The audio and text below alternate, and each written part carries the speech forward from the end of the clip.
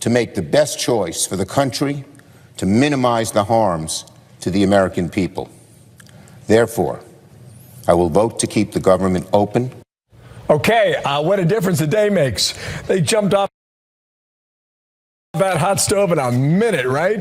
Senate Majority Leader Chuck Schumer back in office, threat to shut down the government. Democrats are none too happy, and that's where we begin today. So as we roll into this show today, we're going to figure out what the vote is at some point whenever that happens. So watch that. Big show coming up. I'm Bill Hemmer. Welcome to Friday. How you doing? Yes, I don't know if Chuck Schumer had on his bingo card that he would be the most hated man in Washington today. I think everyone's collapse and fold that quickly, and too. we'll find out a little bit more. I'm Dana Perino, and this is America's Newsroom. Lots to come. So Chuck Schumer saying he will vote for the Republican bill to fund the government. It draws a dividing line straight through the party after House Democrats rallied behind Minority Leader Hakeem Jeffries to oppose it.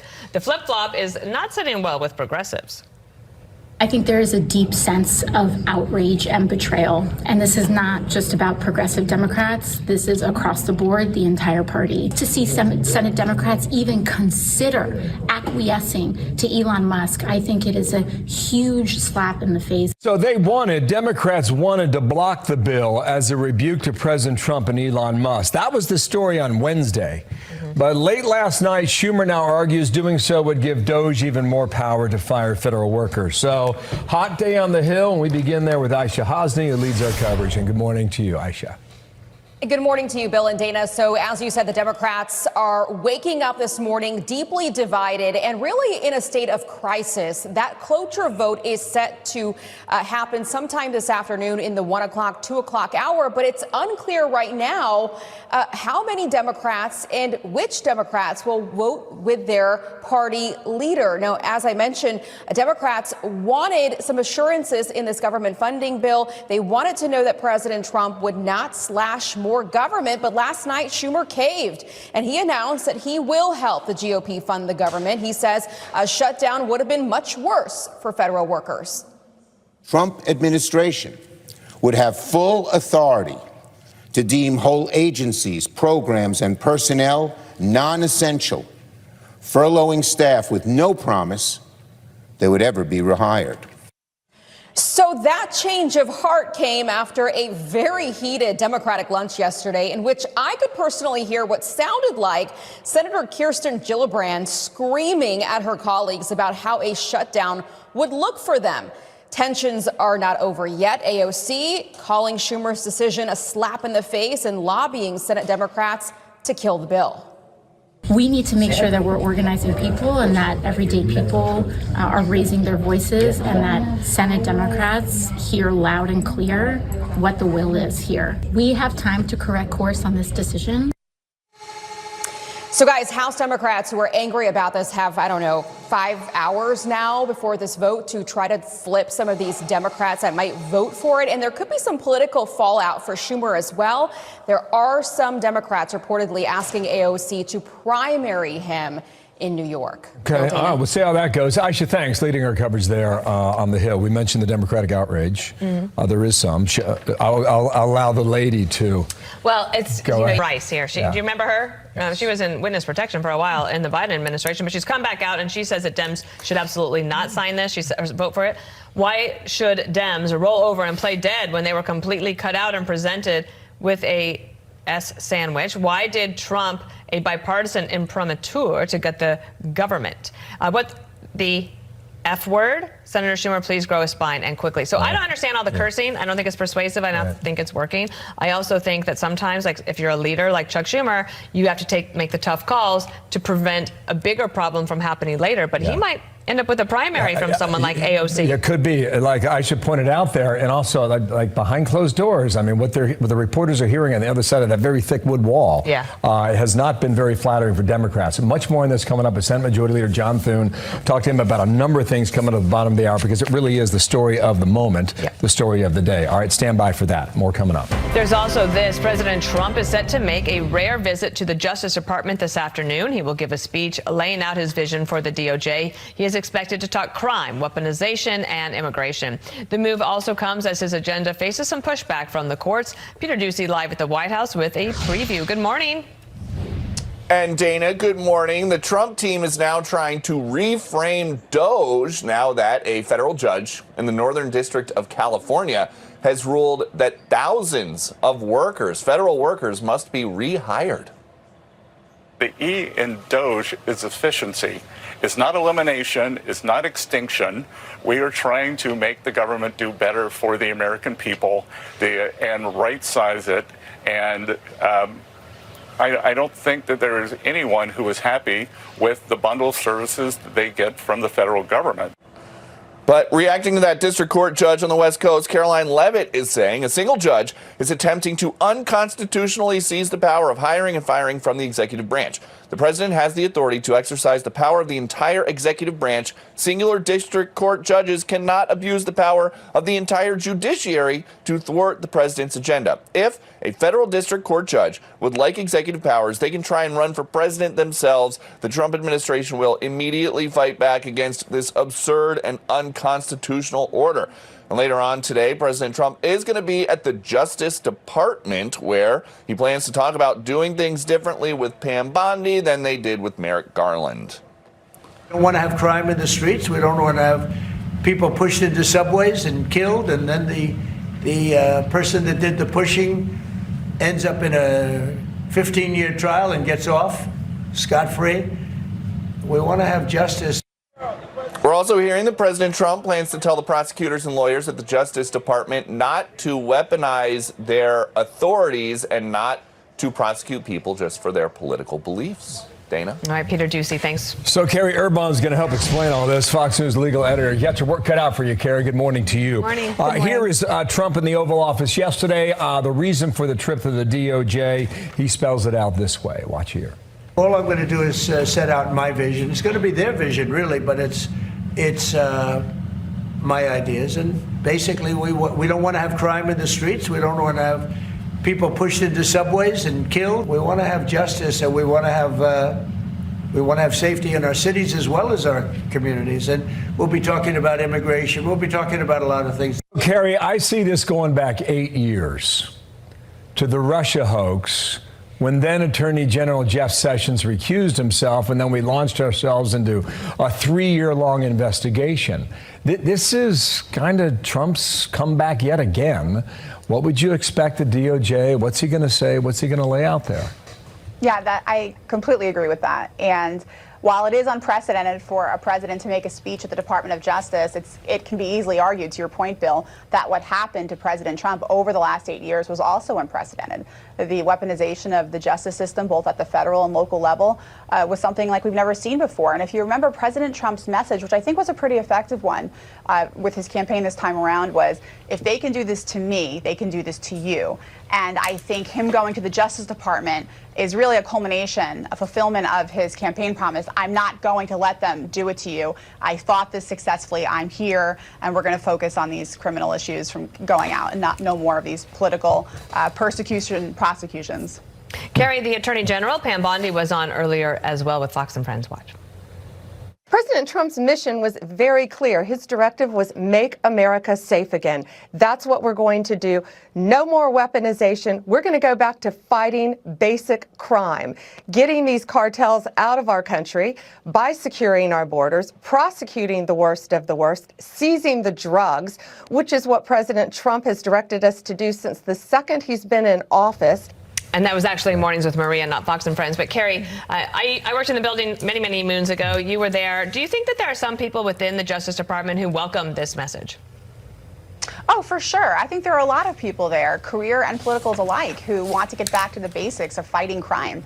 And I think President Trump's message on this and his priorities and his agenda are really very basic as far as what we've always understood the Justice Department to be about, right? And so I think, immigration, of course, is a top priority of his, but, he's facing a lot of challenges with his initiatives, as we can see in the courts with these nationwide injunctions. And it's unfortunate because I think it's not just people within the building who think, yes, this is what fighting crime in the Justice Department is all about, but I think it's the American people who are looking around them on the streets and they're seeing the crime and they're seeing the issues that we've had with illegal migrants and say, what's the problem with this? Why do these judges keep stepping in and blocking the executive branch from exercising their legitimate authority? So if you're a viewer watching this and trying to keep up, right? I mean, you need a flow chart. I'm going to show you a bunch of things here, okay?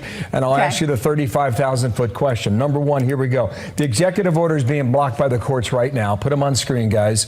Ending birthright citizenship, firing federal employees, creating DOJ, and on it goes. And then here are the 20 states that are suing Trump over the cuts to the Department of Education. Remember, this is just one part of the government. DOE, you got 20 states lined up. And just yesterday, 2 judges ruled that the employees that are cut from the departments need to be reinstated. So you've got this current.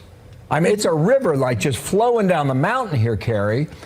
Where does it end up? How does it end up? Can we say today? And also, did the executive branch anticipate all this before they put these moves into action? I would say they probably anticipated it, knowing the culture of the courts. I would also think, though, that at this point, some of the Justice Department attorneys are becoming concerned, thinking to themselves or even talking about how many times can we go to the Supreme Court? It's a completely discretionary thing whether the Supreme Court takes something up or not. They also, as we know, are very sensitive about appearing political or getting overly involved in the executive branch functions. But, when you take a look at these cases, you said, Bill, on the 35,000-foot level, they can actually be bucketed, so to speak, in very good and interesting and basic constitutional questions. What's the president's ability to hire and fire? Should he be deciding that, or should Congress be deciding that? How much can the president and the executive branch manage spending on its way out the door? Can they look for fraud? Can they look for abuse and waste? Even when those funds have been congressionally appropriated, don't they have some kind of power to take a look at things and make sure it's getting paid for the right things and getting paid to the right places? On birthright citizenship, look, there's some pretty clear precedent on that. It's an 1898 case, and this has been the law on the book, so to speak, for a long time, that if you're born here, you're a citizen. However, we have to remember the timing around that. There was no way that the folks in 1898 could see or anticipate that that would be used as a loophole for a birthright tourism industry, right? And so things change, and sometimes you have to take a look back at this again. And so again, I think these are all very reasonable constitutional questions, but the real question is, will the Supreme Court be willing to take them all up or not? And you know what? My favorite phrase, you're right. You said it yesterday. We'll see. We'll see. That's the one. We'll see. 100%. Thank you, Carrie. Enjoy your Friday. Thank you. All right, this happened in New York.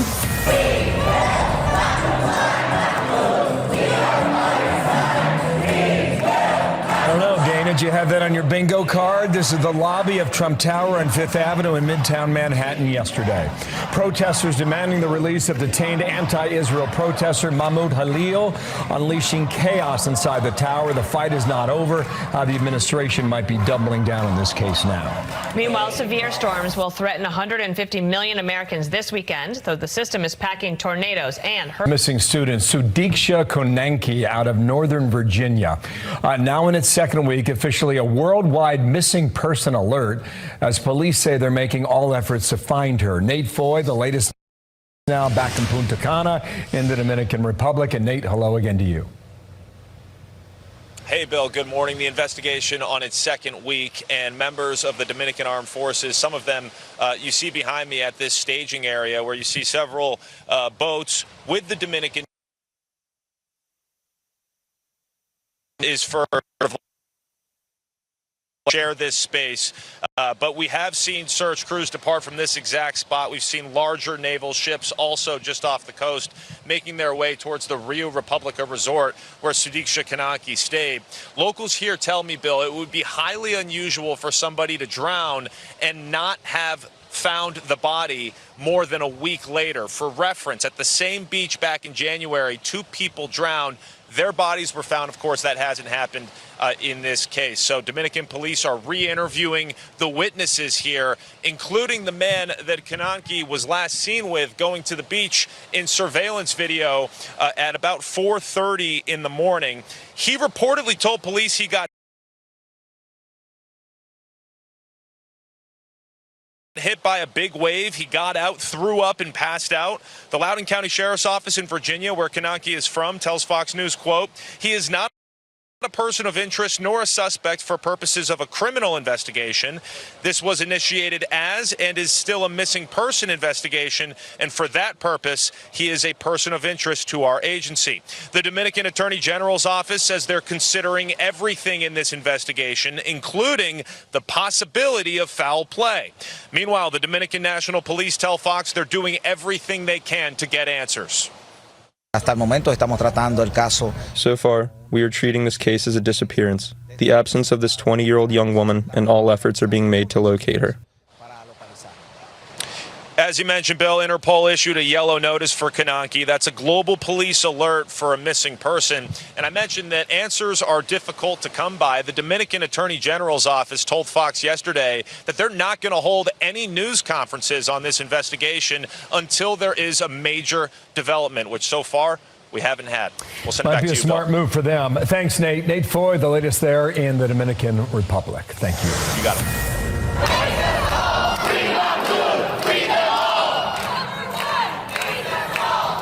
Over 150 protesters occupying the lobby of Trump Tower yesterday, calling for the release of anti-Israel protester Mahmoud Khalil. Khalil was arrested by ICE Saturday for spearheading the mass demonstrations at Columbia University that made the campus a hotbed for anti-Semitism.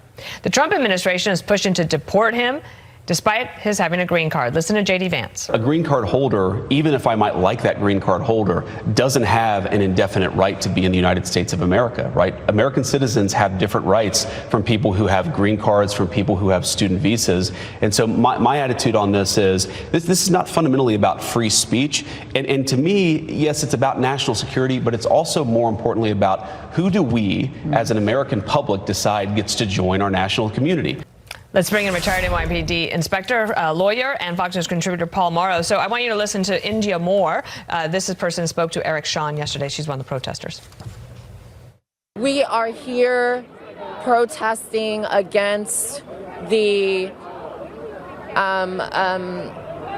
defamation and deprivation of Mahmoud by Donald Trump. I will say that the impact is causing a lot of harm to people who are asking for peace.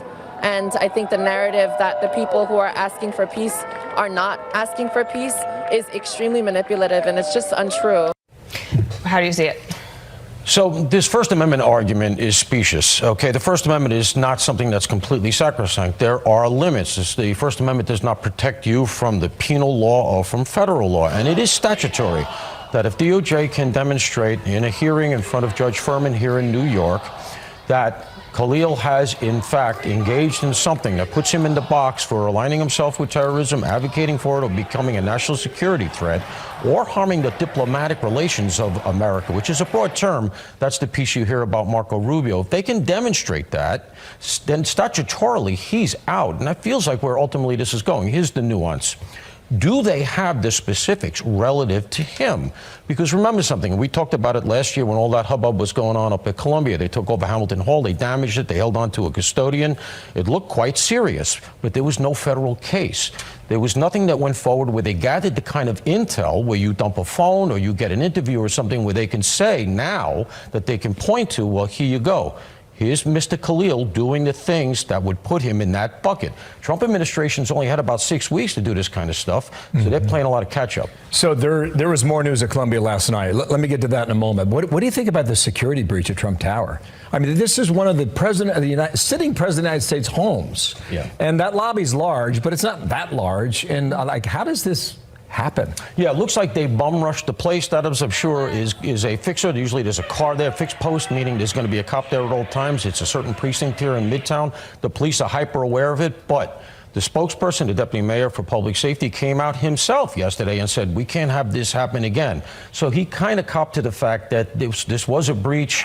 They have to tighten that up. But again, it goes to the fact that because of this performative stuff, which accomplishes nothing, the police now are going to have to dedicate resources that could be used for making the subway safe, et cetera, to keep a bunch of kids who are going to take a slap on the wrist and just go back to their studies safe from this. But my sense is it only happens once, and the security on detail learn their lesson. Well, they were obviously paid as well, I think. Yeah. I mean, I have no evidence, but well, we'll find that out. I think we're going to find that out because I think in this case they're going to go all the way. It's not Columbia now. The Trump administration, well, I should say the Trump organization, is going to want the charges kept, but they can also sue. to follow the money, which is something that Colombia would never do, is to complain. So that's a good point. So a week ago today, Colombia lost $400 million from the federal government. Sure. Last night, Columbia students who occupied Hamilton Hall in that protest last year were expelled and suspended. But here's a quote from Columbia yesterday about DHS, Homeland Security agents, searching two Columbia University residences, saying that I understand the immense stress our community is under. Despite the unprecedented challenges, Columbia University will remain a place where the pursuit of knowledge is cherished and fiercely protected, where the rule of law and due process is respected and never taken for granted, and where all members of our community are valued and able to thrive. I think they have such huge reputational damage, but it is deep-seated, and I don't know if they're going to be able to get out of this. It feels alive. that way. I mean, this is supposed to be one of our premier institutions, certainly in New York, right? The Ivy League school. Why are we giving $400 million to them to begin with? They have a $15 billion endowment. And you have to say to yourself, is that money, American tax money, going to importing people like Khalil? He's 31. He just finished college, coming here to tell us how horrible America is on our dime. Look, these schools, these big Ivy League schools, they're institutional investors. They can move markets. They have a ton of money. That's why they want the BDS movement, because they know if they can get them out of investing in Israel, it actually is going to have impact. They don't need our money. Colombia has a long way to come back. And my gut tells me the search warrants that you're alluding to may very well be what I was talking about earlier. They're trying to catch up here and get the kind of information they need to swing the thing in front of Furman relative to Khalil and maybe some other students that are up there who are way out of line and maybe in the bucket for a deportation. Listen, we found out the other day that half the students from overseas had no idea. Columbia University. Yeah, and you see the protests, and I mean, not these kids particularly, but if, you know, I was up at those protests, you know. I mean, a lot of them are not young students that are just, you know, they're 35, 40-year-old. A lot of them are professional protesters. It's all institutional. It's NGO money. If you dig down deep enough, we're paying for all of this. Paul, thanks. Enjoy your Friday. All right. Democrats on the Hill now could hand Trump and Republicans a big win today. How many will vote with the other parties? Senate Majority Leader John Thune going to join us live in a moment here. Border encounters at a 25-year low already. There's a new report now that will tell us why. Stunning new figures are revealing the full scope of the Trump administration's success so far in fixing the border. Federal data obtained exclusively by Fox News shows the number of special interest aliens and gotaways plummeting dramatically. Bill Malugin on top of all of this. He's live from Los Angeles with the details. Good morning, Bill.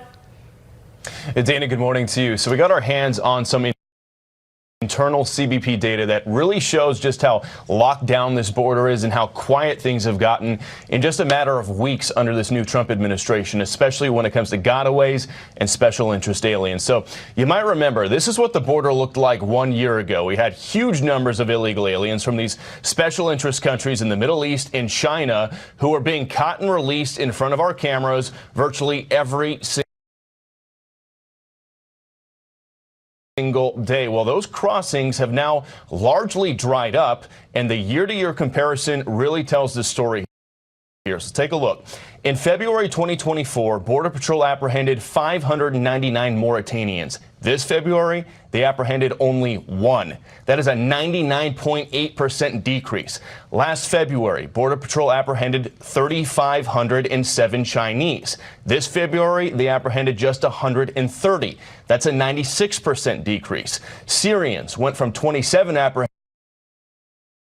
apprehensions to just 4. That's down 85%. Turkish down 82%, Pakistanis down 61%, and Afghans down 55%. Gotaways have also completely fallen off a cliff since Trump took office.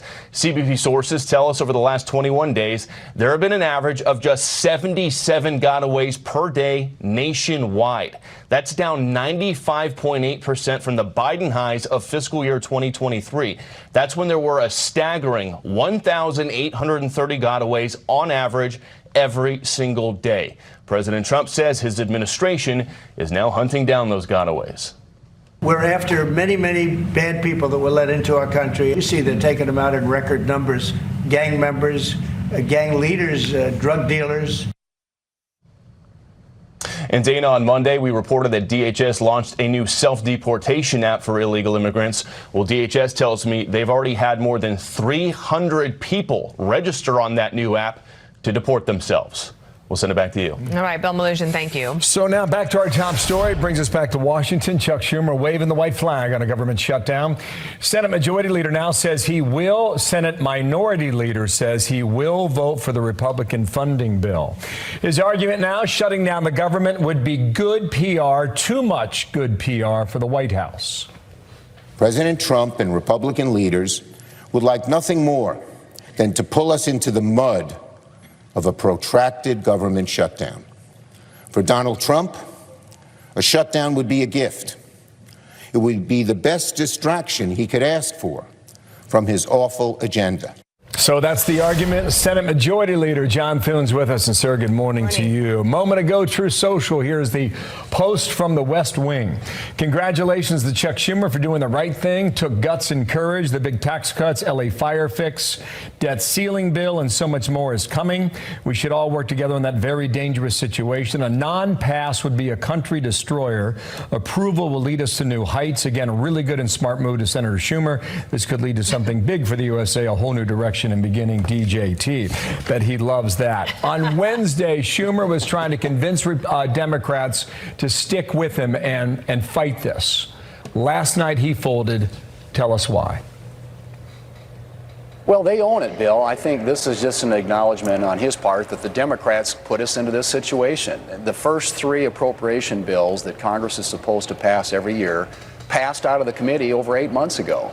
And 11 of the 12 passed before the August recess last year, and Chuck Schumer never put one of them on the floor. And so we are cleaning up the mess that Chuck Schumer and the Democrats and Joe Biden left us and funding last year's appropriations bills. This is the cleanest, best way to do it. The Democrats should get on board with it. If they want to filibuster the issue of shutting down the government, more power to them. But this is on them. And it's important that they deliver the votes to help us get this across the finish line and keep the government funded.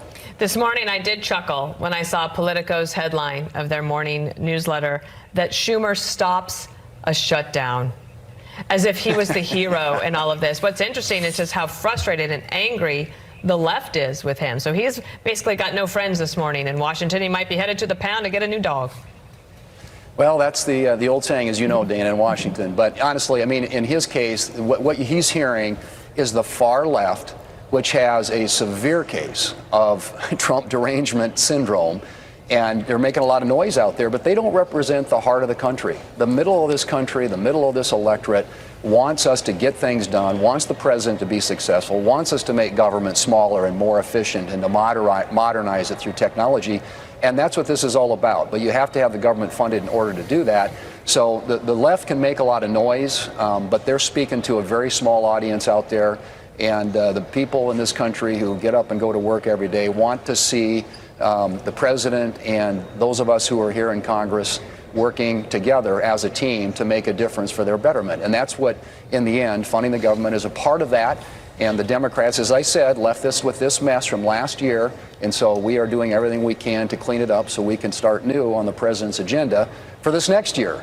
But we've got to get this out of the way first. And Senator, right now, it's the Democrats who are standing in the way of that. How many Democrats will vote with Republicans today? Well, we need 8, Bill. That's the magic number, and I'm hopeful they'll deliver that because I think it's they realize that this is on them. The president's on board with this. The House passed it. We got Republican support. We got more than the necessary 51 votes in the Senate to pass it. But in the Senate, on an issue like this, it takes 60 votes, a supermajority. So we need some Democrat help, and we need at least 8 Democrats. Hopefully there'll be more.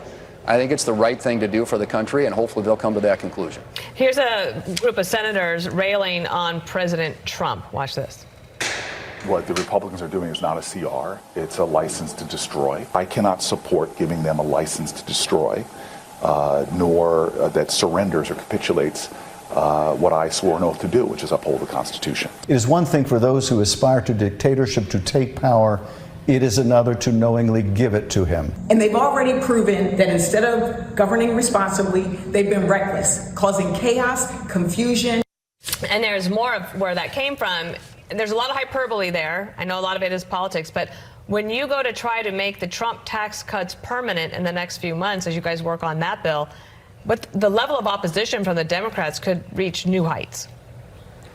It will, Dana, but we expect that. And again, you're hearing from the hard left and their base is very angry right now. They're still going through the 5 stages of grief after the last election, but this is why they lost the last election. It's to a small corner of the electorate instead of working for the good of the American people. And there's a lot of revisionist history right now going on among Democrats in the Senate. I've heard a lot of them on the floor and in interviews talking about how we got here. We got here because they didn't do the work last year. And we are cleaning up their mess.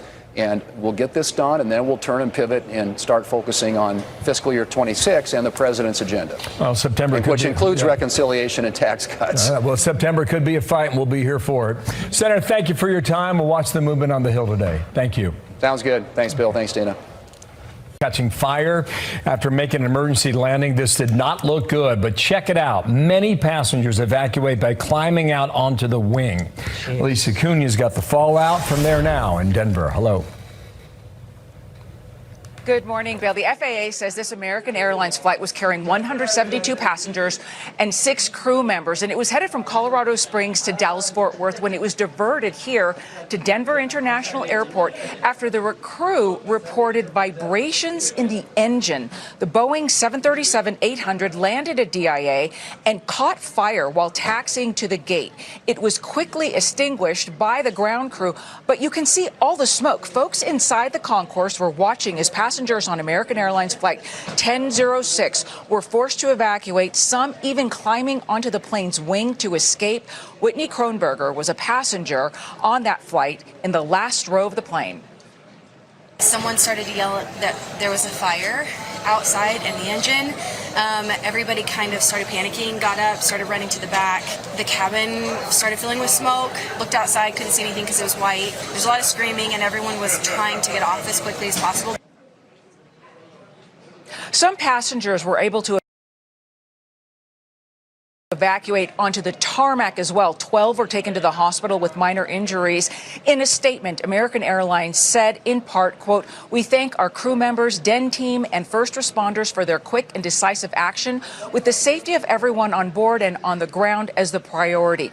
This incident comes after a series of airplane crashes, near misses, and emergency landings over the last 2 months that have put renewed scrutiny on the FAA and NTSB as the agencies work to calm the nerves of the flying public. Now, Bill, the big question in the investigation this morning is what caused the vibration in that plane engine. Bill? See you. Thanks. Some more answers to come, we hope. Thank you. Live in Denver today.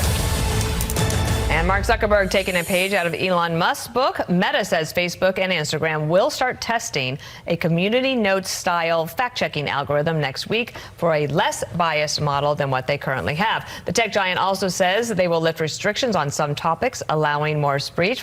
We are excited to have Will Cain. He is host of The Will Cain Show, 4 o'clock right before the 5.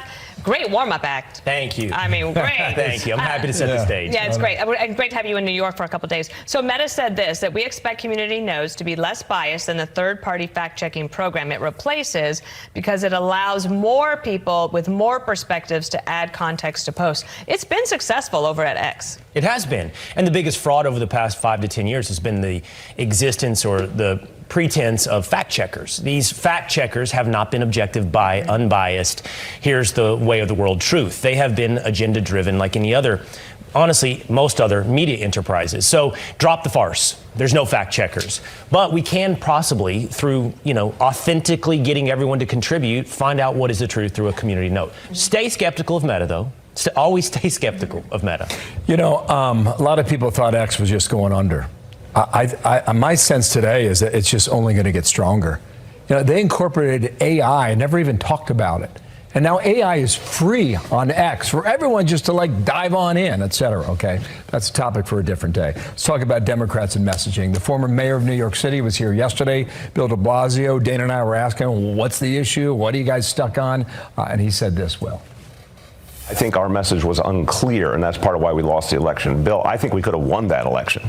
If Joe Biden obviously had moved aside earlier, if Kamala Harris had said she was going to take us in a different direction, but not just continue what Joe Biden was doing, I think we could have won that election. So my message to the Democratic Party is let's get back to our roots, talk about working people, not sound like the elite, not focus on our donors, focus on working people, and we can actually move forward again. So then our follow was, what about the transgender issue, and what about the problems with big cities in America, and what about the border? And then we got into that. Go ahead. Well, I think the problem for Democrats, they're going to have to figure out how to move beyond this. It is, for the better part of a decade now, their message has only revolved around two words: Donald Trump. They're a reactionary party. They find their positions and their moral center by anything that is the antithesis of Donald Trump. They have to move beyond. So what are you for? I disagree with Bill de Blasio. He's not going to be able, maybe he should, but I don't think they're going to be able to recapture the working people and separate themselves from the elites. That's who they are at this point. So they need their visionary. For those of you that maybe, whoever that may be, doesn't like Donald Trump, you have to recognize at least one truth. He's a visionary. He's remade the Republican Party. Who is the Democrats' visionary? You can't run out a regular politician. I don't think you can. I don't think you can run out Gavin Newsom, Rahm Emanuel. You're going to have to find somebody new who re-envisions your party. I think whoever it is has to be the first one that completely throws the Bidens under and the huge cover-up under the bus. Because I think unless you deal with that issue, it's going to follow them for many, many moons. Well, and there is a model, Dana. I mean, when Donald Trump arrived on the stage, what's the first thing he did? He disavowed the Republican establishment, everybody else who stood on that stage and who kind of preceded him. You have to reject the past if you have a new vision for the future. Yeah. Hey, Will, welcome back to New York. Thank you. I'm sure you're just thrilled to be here. I think you had fun. Yes, I like it here. The Will Cain Show is based out of Texas. I'm up here. I get to see my friends. Right on. I get to see my staff. You got to see JoJo. I got to see JoJo. Yes, you told me. It was We'll see you at 4 o'clock, okay? All right, thank you. Thank you, Will. You bet. Will. Oh, you get to be Dana Reed Sports. NBA sharpshooter Steph Curry hitting a... I dig that. He is. March He changed Madness. the game. He changed the game. Yeah, March Madness, Texas. Join us anytime Longhorns. for Dana Reed Sports. 14th team from the SEC in the NCAA tournament. Okay. Watch it happen. Record. Hook 'em horns. Got it. All right. See you, Will. Thank you. 4 o'clock. This now. Check it out. I'm worried that Trump is on the edge of creating a civil war. I believe he expects violence. I believe he expects confrontation. Florida's got a big job down there right now. Law enforcement on alert for spring breakers. Officers going after drug dealers who target college students. Dana Marie McNichol is on the sand in Daytona Beach today. Dana Marie, good morning. Good morning, Bill. It's quiet on the beach right now, but in a couple of hours, it's going to be packed. The party atmosphere in full force. A reason why deputies say they're trying to control the crowd because things can quickly get out of hand. Take a look at